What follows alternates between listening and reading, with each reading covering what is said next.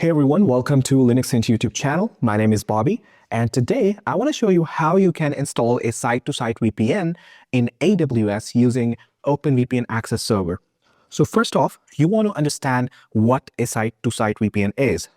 So the understanding of a site-to-site VPN becomes very easy when you think of it like this. It's like a secure private tunnel between two different networks. So, for example, you've got your office network on one side, and on the other side, you've got your AWS network.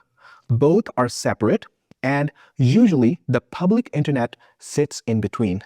So, a site-to-site VPN connects both your office network and AWS network with a private tunnel. So both behave as if they are on a single private network. So if you've got 100 computers on your office network, all of them can access AWS servers as if they are in the same building. And the upside of that is that no one on the internet can see your data because it's traveling through a private, secure, encrypted tunnel. Now, let's talk about creating a site-to-site VPN setup in AWS using OpenVPN Access Server. In this setup, we are using a Linux machine as a gateway between our local network and the AWS network. In professional environments, big companies usually dedicate routers or firewalls for the same purpose. But for learning and flexibility, you know that Linux is always a great choice. To simplify the deployment of OpenVPN Access Server, we're going to use the OpenVPN Access Server pay-as-you-go Amazon Machine Image or AMI, which can be accessed on AWS Marketplace. I'll put the link in the description and you can go check it out. So this lets us launch the AMI on EC2 instance with just one click. That means that we can skip the manual installation. So as our first step, we are going to get the AWS network ready. So we'll start by creating a virtual private cloud or VPC. So for that matter, I want you to go to your AWS console and I want you to search for VPC. And then I want you to click on your VPCs that you see. And here you'll see a list of all your VPCs that you already have. So now what you can do is that you can click on Create VPC, and this will take you to another page where you will see the dashboard where you can configure and create your VPC. All right. So now in the VPC settings, I want you to select VPC and more. All right. So now you can also give your VPC a name here. I'll call mine, OpenVPN-VPC, which of course I have already done. And then for the IPv4 CIDR block, I'm using 10.0.0.0/16, which gives us enough space to scale and create multiple subnets. So one important thing here is that I want you to make sure that the range does not overlap with your home or office network. Otherwise, routing issues can happen later. For now, we can leave the rest of the settings as default. So we are keeping things simple by not using a NAT gateway. And we want to make sure that DNS hostnames and DNS resolution, they are both enabled. So check those options.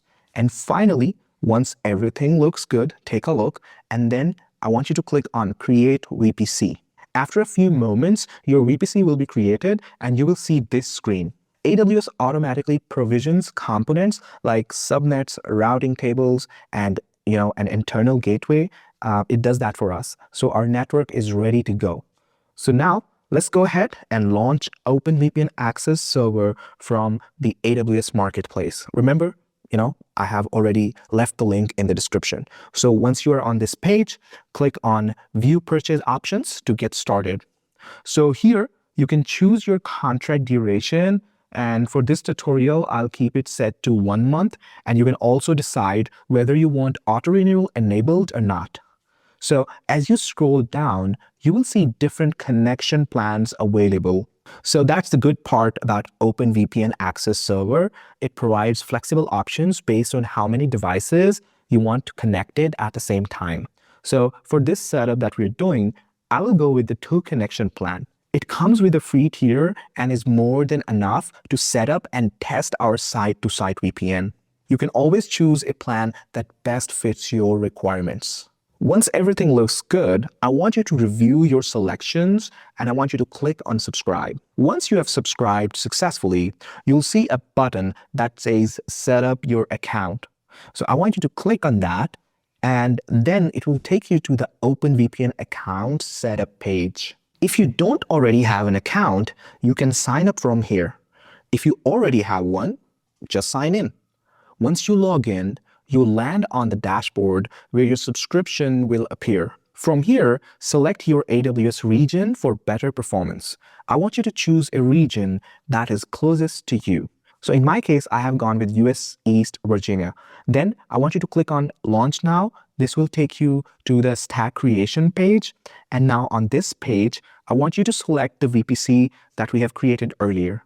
So here, I want you to choose the public subnet and make sure it belongs to the same VPC. Next, I want you to configure the EC2 instance and you can name it anything. I'll call mine OpenVPN Access Server. So for the instance type, I will use t4g.small, which is sufficient. For SSH access, select your key pair.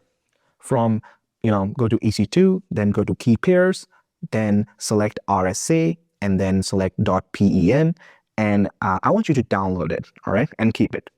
So make sure it's safe, and once everything is configured, scroll down, acknowledge the settings, and I want you to click on Create Stack. So now AWS will deploy everything. This may take a few minutes, so you want to wait here. So once done, you'll see Create Complete, all right? Now, go to the Outputs tab. Here, you'll find the admin portal URL, username, which is OpenVPN, and you'll also find a temporary password. Now, I want you to open up the URL in the browser and you will see a security warning. This is normal because of a self-signed certificate. Now, you need to click on Advanced and then Proceed. So here, you can log in using OpenVPN and the password. Then after that, you accept the license agreement, and now you're inside the OpenVPN Access Server admin portal. So next, you can configure the security group rules. So for that matter, go to EC2, then go to Instances, and then select your instance. Now note down the public and private IPs. Now go to the Security tab, and then go to the Security group, and then click on Edit Inbound Rules. Here, I want you to set up like this that you see on your screen. So port 22 for SSH, port 443 for VPN clients, port 943 for admin UI, port 119 for UDP for VPN tunnel, and then keep the source as 0.0.0.0/0 for now, all right? Then I want you to save those rules. Now connect via SSH. For that matter, I want you to go to your terminal of your Linux machine and then change the directory to downloads, all right? And here, you can ls and you could see what you've got in there. Then I want you to write this command, chmod 400 openvpn-key.pen. You can find this command in the description. And then I want you to use this command to connect to your server, all right? This is an SSH command that you see on your screen. So now you're inside the EC2 instance. Here, I want you to enable IP forwarding. And for that, you use this command that you see on your screen. And then you use this cat command that you see on your screen. All right. If it shows 1, it's enabled. And then I want you to make it permanent with this command that you will write here. And you will basically open up sysctl.conf file. And then I want you to uncomment this line that you see on your screen. This net.ipv4 IP forward equals 1, all right? And then I want you to save it, and I want you to apply it using this command, sudo sysctl-p, all right? So now I want you to configure NAT that you could do with this command that you see on your screen right now. And then I want you to verify it by this command that you see on your screen right now. So now we want to make it persistent. So for that matter, we will basically install iptables persistent with the command that you see on your screen. Select yes, and then save. And then write this command that you see on your screen, sudo netfilter-persistent, and then save. So now go back to OpenVPN admin UI, go to access controls, and go to global access rules. Now I want you to switch NAT to route here. All right. Now allow access from these private subnets to all VPN clients' IP addresses and subnets. All right, enable that. And then you will see 10.0.0.0/16 already there. That's AWS. Now on your local machine, write this command iproute. And I want you to find your LAN subnet. For example, 192.168.1.0/24, this kind of, subnet on your machine. Now add it in OpenVPN and now click save. Now go to inter-client communication and now select allow user-to-user connections. And now I want you to save it. At this point, OpenVPN knows both networks. This is what turns it into a site-to-site VPN. So now let's generate connection profile. We'll go to users, and then we'll go to OpenVPN, then we'll go to connections, then we'll go to profiles, and then we'll go to new connection profile. So here we'll select user locked, and then we'll download the .ovpn file. Now on your local machine, I want you to write this command sudo apt install openvpn-y.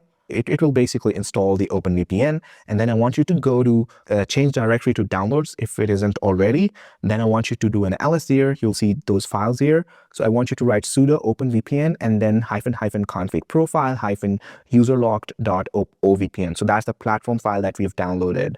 And then I want you to enter your credentials, username and password, and then I want you to wait. And in the end, you will see something like initialization sequence completed. That means that tunnel is established. All right. So now you can verify that by writing IPA, and then you will see, something like DUN0.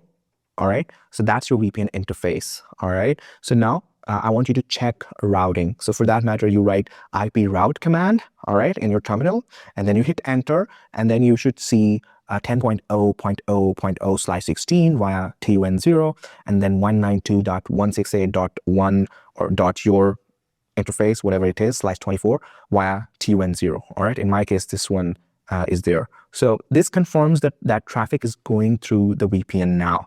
All right. So now what we're going to do is that now we are going to enable IP forwarding on your local machine. All right. So for that matter, we go ahead and we write here sudo nano/etc/sysctl.conf, and then we uncomment this line here as well. Once we do that, then we apply sudo sysctl-p, and now we are going to configure NAT here. All right.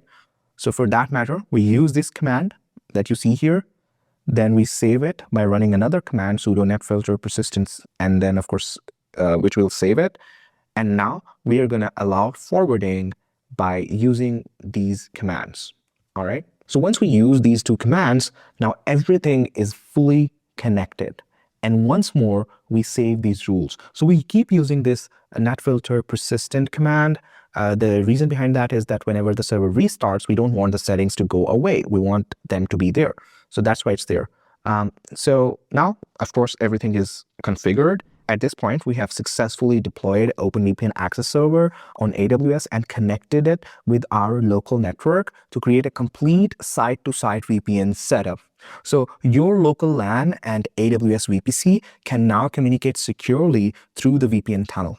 So the devices on your local network can access AWS resources, and AWS can reach your local machines. So just like that, they are on the same network. All right, so if you want to see all the packets going through the tunnel in real time, then on your Linux gateway machine, you can run this command here, sudo tcp dump -i tun0, and then from any other device which is on your local network, it could be a laptop or another PC, I want you to ping to your AWS private IP address, and then you'll be able to see all the packets flowing through the tunnel. And that's the power of a properly configured site-to-site VPN. So now in the end, I'll tell you where you can find all those commands that we have used in this video. That's the article that I wrote on our main site, linuxn.com. The link to that article is in the description. And if you have any more questions, I would love to answer your questions. Go ahead and ask those questions in the comment. You can also email me. And if you found this video helpful, make sure to subscribe to the channel. And I want to thank you for watching this video, and I'll see you in the next one.